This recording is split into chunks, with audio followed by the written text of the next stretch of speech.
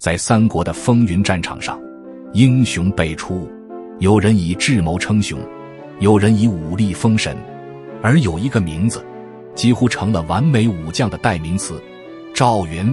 他是百战不殆的战神，是忠心不二的义士，是枪出如龙，敌人闻风丧胆的白马银枪将。他7进7出长坂坡，单枪匹马救下阿斗，凭一己之力震慑100万曹军。他镇守荆州，征战四方，从不败走。他不像吕布那样桀骜无双，却比吕布更让人敬仰。他不像关羽那样刚愎自用，却比关羽更加稳重可靠。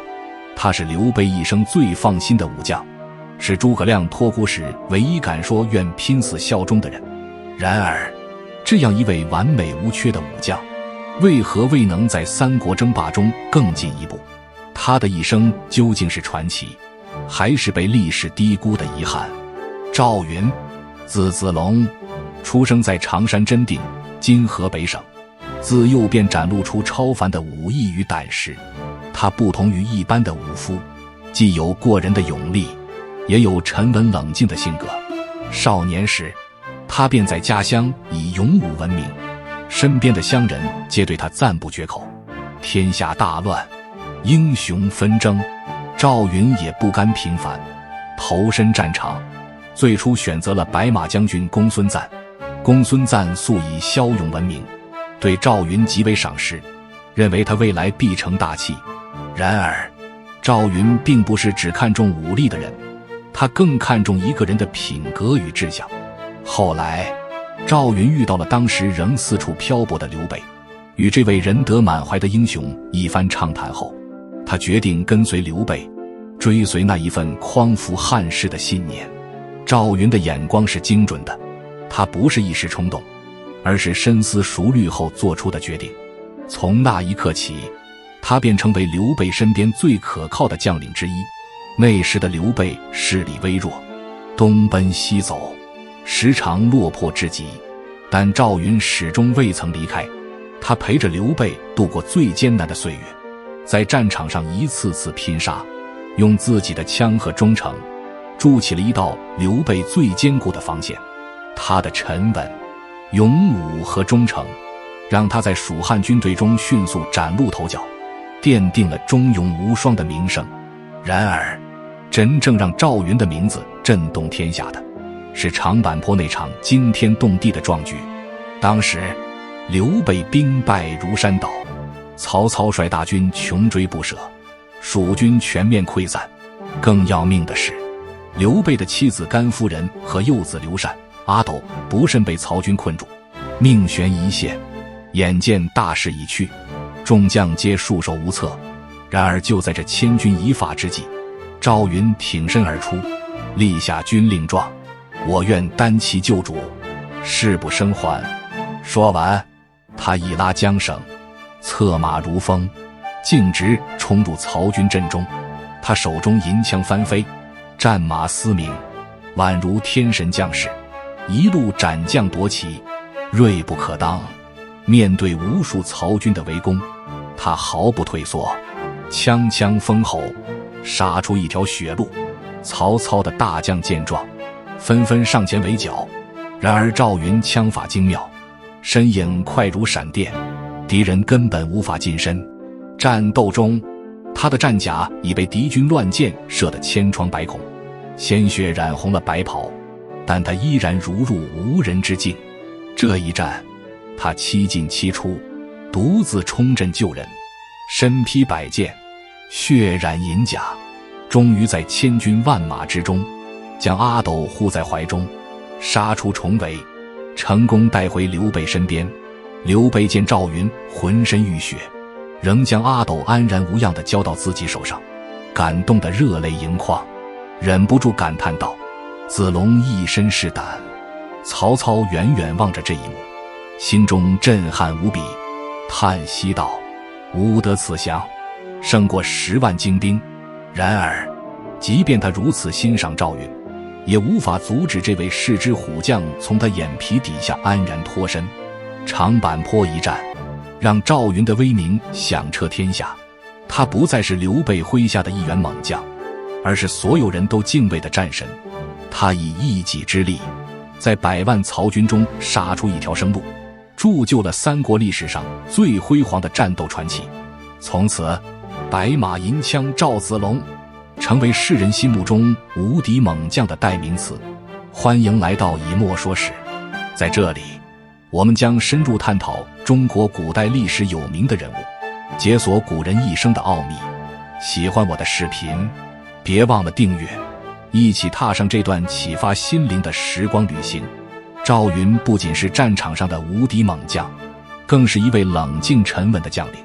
他的勇武早已不必多言，但他最令人敬佩的地方，是那份始终如一的忠诚和大局观。在刘备征讨益州之时，赵云并没有被派往前线，而是肩负起了极为重要的任务，保护刘备的家眷。这看似是一个不起眼的职务，但却需要极大的责任心与细腻的判断力。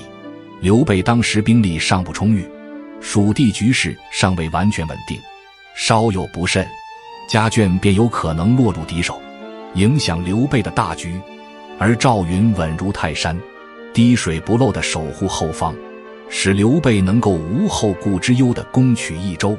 这份冷静与可靠，使得他在蜀汉军中更加举足轻重。在汉水之战中，赵云再一次展现了自己不仅能冲锋陷阵，更具备卓越的统帅才能。当时刘备已立足西川，曹操派遣大军南下，试图一举夺回汉中，局势十分紧张。赵云奉命率军迎战，然而蜀军兵力相对较少，面对曹军的步步紧逼，情况变得岌岌可危。面对强敌，赵云沉着应对，他并没有选择死守，而是采用灵活机动的战术，先是佯装撤退，引诱曹军深入，待敌军深入包围圈后，他一声令下，迅速反扑，亲自带兵突袭敌军主阵。他的枪法凌厉，每一招都是致命杀机，曹军根本无力招架。短短时间内，赵云已连斩曹军5员大将，彻底打乱了敌军的阵脚。就在曹军混乱之际，他迅速指挥部队调整阵型，掩护蜀军有序撤退，并最终成功与主力部队会合，化解了一场可能导致蜀军重大损失的危机。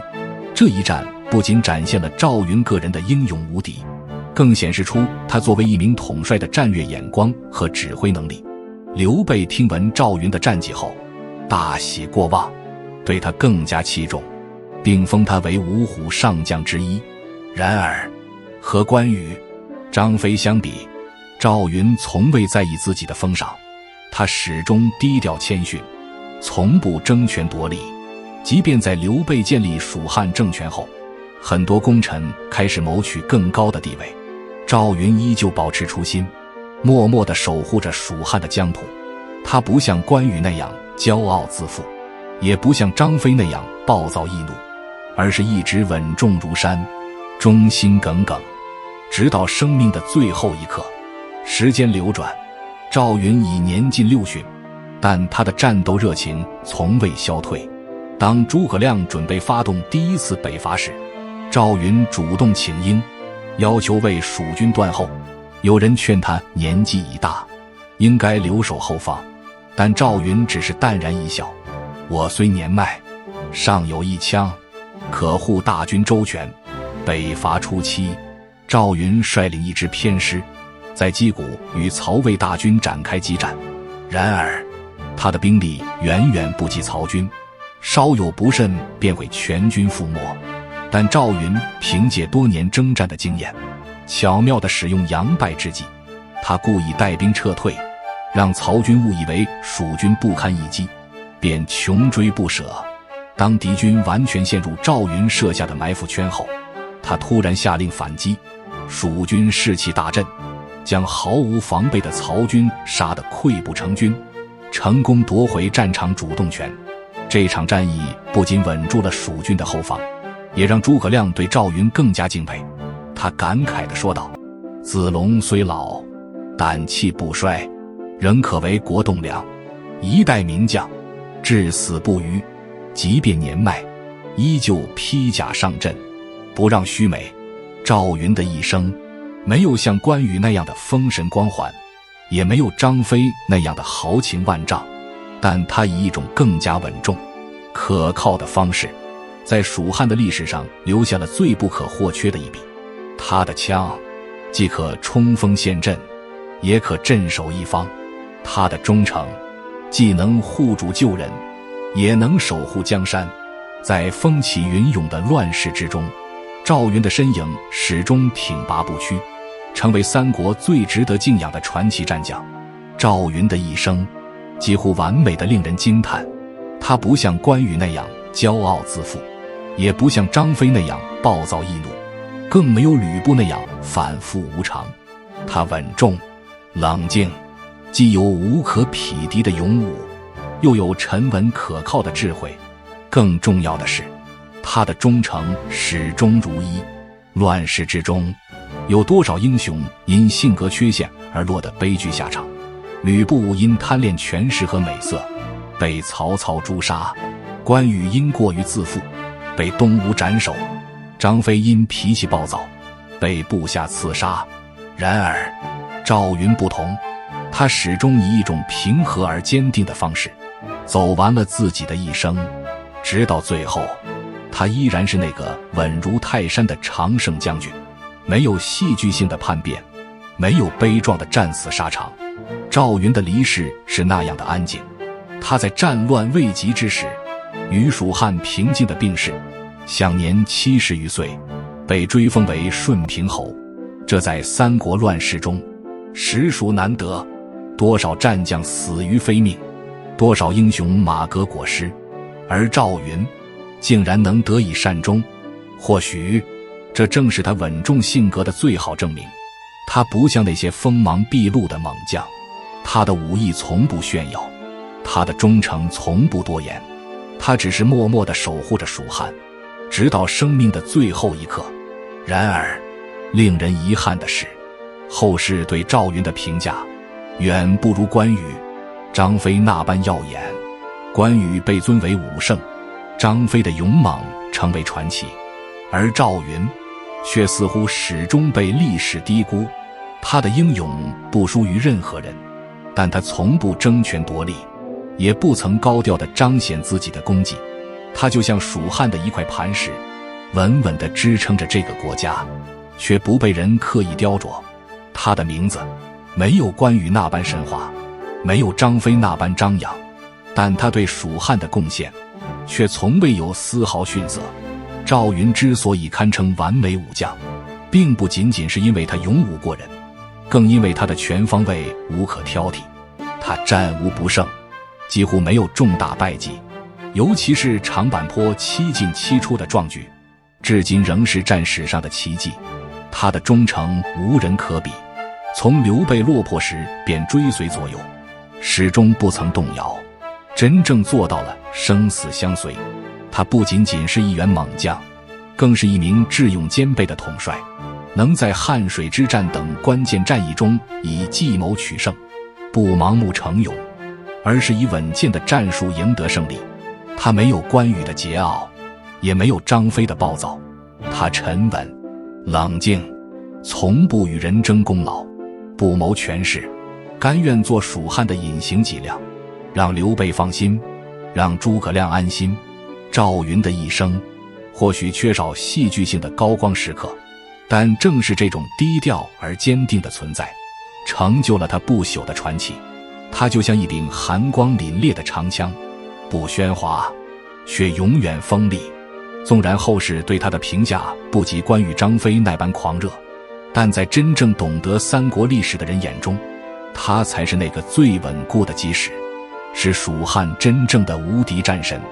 赵云已逝，但他的精神未曾磨灭，他的忠诚，他的勇武，他的稳重，依然被世人传颂。他不是最耀眼的英雄，但他是最值得敬仰的武将。历史终将记住，他曾在乱世之中，以一柄银枪，书写下了一段永不磨灭的传奇。赵云的一生，是三国中最完美、最无可挑剔的一生。他既有吕布的武力，却比吕布更忠诚；他既有关羽的英勇，却比关羽更沉稳。他既能在战场上七进七出，也能在关键时刻为国家定大局。他的一生充满了传奇色彩，却少有失败的阴影。他是战场上的不败战神，是蜀汉最稳固的基石。但也正是因为他太完美，反而没有太多戏剧性的故事，让后人对他的评价远不及关羽、张飞那么高。历史对他有些吝啬，蜀汉的名将中，他的地位总是被遮掩。然而，那柄曾经在长坂坡枪挑100万曹军的银枪，依然闪耀在历史的长河中。